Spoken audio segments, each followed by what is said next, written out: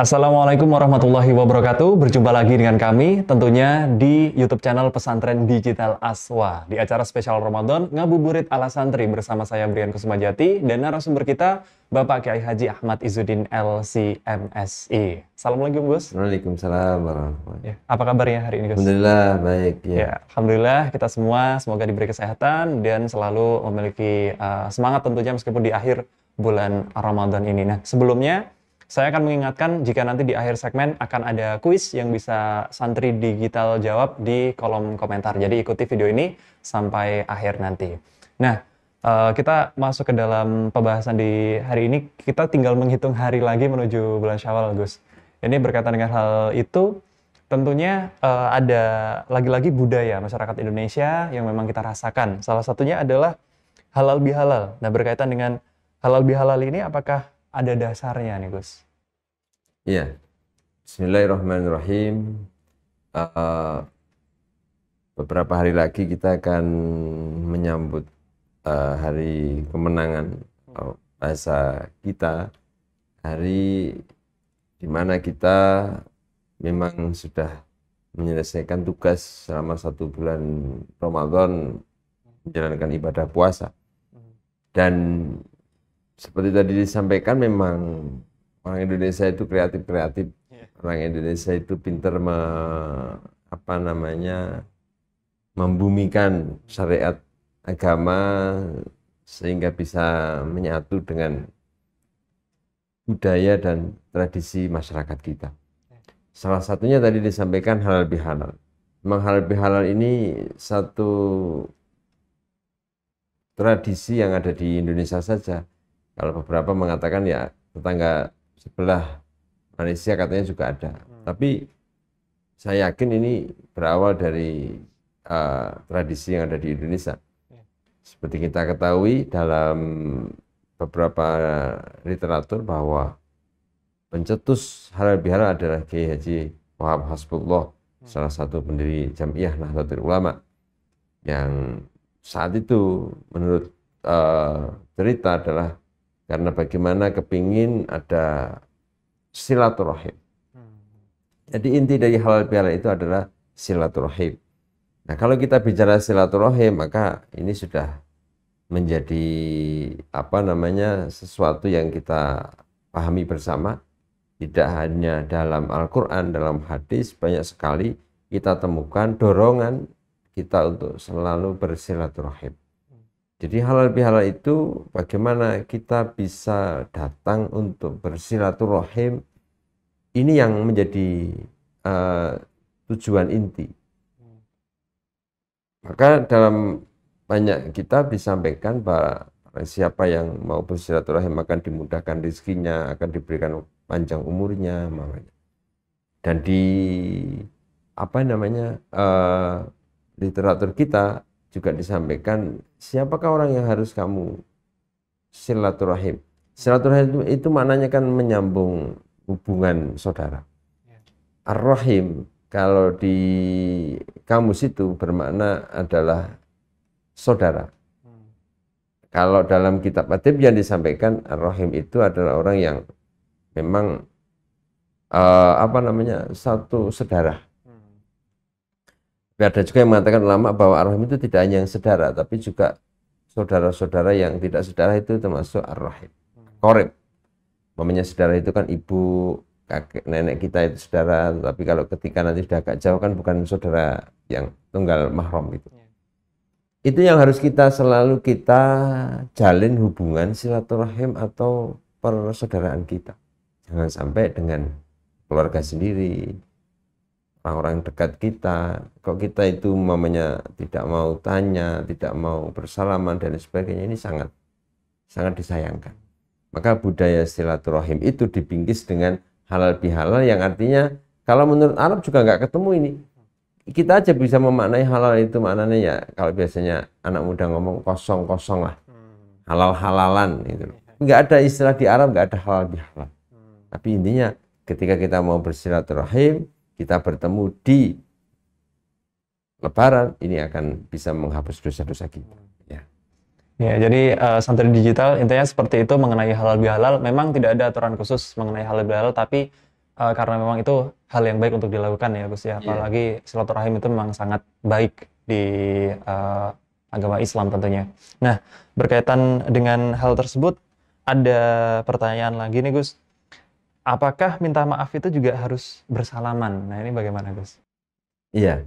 Apakah kalau kita minta maaf itu harus bersalaman? Sebetulnya begini. Kenapa kalau di budaya kita itu ketemu salaman, mau pergi salaman? Ada satu hadis mengatakan min muslimaini yaltaqiyani fayatasofahani illa ghufira lahuma qabla an yatafarraqa. Bahwa tidak ada orang muslim dua yang bertemu kemudian salaman kecuali dia akan dimaafkan dosanya oleh Allah sebelum dia berpisah.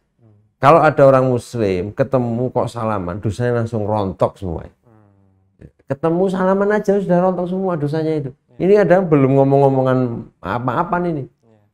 Jadi ini hebatnya salaman. Tapi memang luar biasa, Mas. Ketika kita itu memang betul-betul menjadi orang Indonesia yang mempunyai sopan santun, mempunyai budaya yang baik ini, kita itu sebetulnya kalau udah mau salaman itu kan sudah memang hilang semua dusta di antara kita bahasanya. Nah, semua yang itu kan. Tapi kalau kita sudah nggak mau salaman itu sudah berarti ya sampai embun-embun lah itu. Dendamnya, marahnya.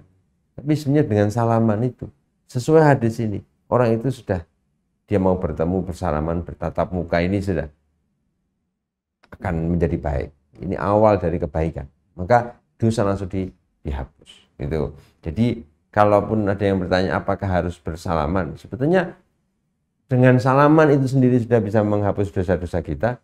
Tapi kalau sekarang ini sedang pandemi ini nggak baik bersalamannya, sudahlah. Karena ini kita sedang sama-sama menjaga jarak, menjaga kesehatan kita ya. Kalaupun tidak langsung dengan bersalaman, kita mengucapkan permintaan maaf, mohon maaf atau bermaaf-maafan menggunakan lisan kita ngomong, atau kalau nggak bisa ya lewat SMS. Ini SMS itu juga bisa sesuai kitab itu. Kalaupun tidak bisa langsung ngomong ya, tulisan yang ada di SMS surat itu bisa menjadi wakil atau bisa mewakili apa yang menjadi isi hati kita. Itu. Ya kurang lebih seperti itu. Jadi memang langkah baiknya kalau kita ketika bertemu bersalaman. Mengingat sekarang sedang pandemi bisa dengan berbagai cara ya Gus ya sebetulnya meminta maaf dan sebagainya. Nah, berkaitan hal tersebut juga biasanya kita mendengarkan kalimat minal aidin wal faizin. Ini berkaitan dengan itu, apakah maknanya itu mohon maaf lahir batin ini Gus? Nah, itu juga kadang memang saking belum tahunya saja ya mungkin. Jadi itu memang terjadi ya di tempat kita ya. Apalagi di TV-TV itu kan minal aidin wal faizin, seolah-olah kita ngomong minal aidin wal faizin mohon maaf lahir batin gitu. Padahal bukan, minal aidin wal faizin itu penggalan dari sebuah itu Mas, kalau dalam bahasa kita itu greeting gitu. Itu greeting. Asalnya kan begini. Ja'alanallahu wa iyyakum minal aidin wal faizin. Dari mulai awal taqabbalallahu minna wa minkum taqabbal ya karim. Ja'alanallahu wa iyyakum minal aidin wal faizin. Jadi bahasanya itu semoga Allah menerima amal ibadah kita dan amal ibadahmu, dan semoga kita sama-sama dijadikan orang yang kembali fitrah, kembali suci, dan orang yang beruntung. Jadi asalnya itu dari minal aidin wal faizin itu kita itu semoga menjadi orang yang kembali suci dan menjadi orang yang beruntung. Jadi bukan mohon maaf lahir dan batin. Tapi karena orang kita itu dikira minal aidin wal faizin, dan itu kalau di perkotaan sangat kita sering ketemukan. Nah, itu faizin, seolah-olah mohon maaf lahir batin, padahal bukan. Nah, yang perlu kita ketahui lagi adalah bahwa dalam hal minta maaf itu kenapa ini gencar sekali kita lakukan ketika di bulan Syawal, ketika Lebaran. Tidak lain adalah kita itu kepingin mendapatkan kesempurnaan dalam mendapatkan ampunan dari Allah, diampuni. Semoga ketika kita melakukan puasa diampuni dosanya. Maka ketika kita ada hak-hak adami berhidup sosial, ada dosa dengan orang, kesalahan juga dimaafkan. Maka dosa sama Allah dimaafkan, dosa sama-sama manusia dimaafkan. Ini kan luar biasa. Maka ketika dengan manusia itu harus ada kejelasan. Kalau memang kita punya dosa, sampaikan. Umpamanya saya mohon maaf kemarin habis ngambil buah jambunya mamanya. Itu ngomong.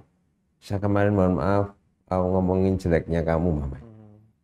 Jadi memang apa yang makan kita mintakan maaf itu karena apa gitu. Bukan minal aidin wal faizin itu. Jadi ini perlu dipahami bahwa minal aidin wal faizin itu greeting untuk lebaran. Tapi kalau untuk minta maaf harus ada ucapan khusus untuk permohonan maaf kita kepada orang lain. Jadi seperti itu santri digital, semoga sudah jelas apa yang disampaikan, terutama memang ini banyak dilakukan mengenai hal ini ya Gus ya, sehingga semoga bisa lebih jelas lagi. Nah sebelum kami tutup, tentunya akan ada kuis dan seperti biasa santri digital nanti bisa menjawab di kolom komentar. Pertanyaannya adalah di episode yang lalu kita pernah membahas masalah nuzul Quran. Nah peristiwa nuzul Quran itu terjadi kapan gitu. Jadi kapankah peristiwa nuzulul Quran itu terjadi? Bisa dijawab di kolom komentar, dan untuk informasi tentang kuis ini mengenai hadiah dan lain sebagainya nanti bisa santri digital cek di Instagram Pesantren Digital. Nah, sebelum itu bisa di-follow terlebih dahulu Instagram Pesantren Digital karena selain ada kuis, di situ juga ada informasi yang menarik tentunya untuk santri digital bisa melihat hal-hal yang menarik di situ. Baik, kalau begitu cukup kami rasa. Mohon maaf jika ada salah kata, kami akhiri. Wassalamualaikum warahmatullahi wabarakatuh. Waalaikumsalam.